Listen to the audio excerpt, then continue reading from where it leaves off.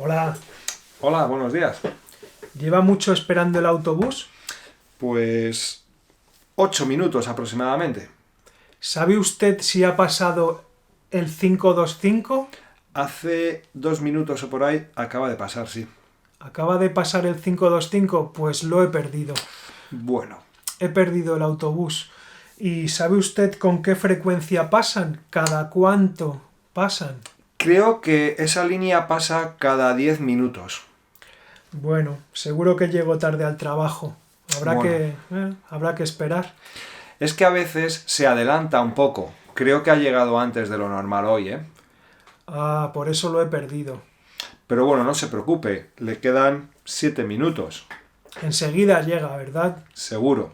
Bueno, mire, ya viene el mío. Que tenga un buen día, hasta luego. Ah, este es el suyo. Sí, hasta Bueno, luego. pues me quedo aquí yo esperando el 525. Venga, amigos, Hola, buenos días. ¿Me da un billete sencillo para Leganés, por favor? tome su billete. Vale, ¿Cuánto es? pues son 1,30.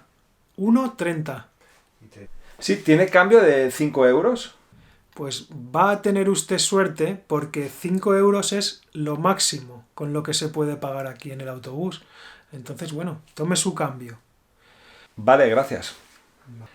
¿Me puede usted avisar cuando lleguemos a la parada del Hospital Severo Ochoa? Es que no conozco Leganés.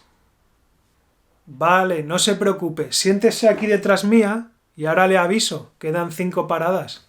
Oiga, la siguiente es el Severo Ochoa, ¿vale? Ah, esta es mi parada. Muchas gracias, muy amable. Me bajo. Que tenga un buen día. Hasta luego.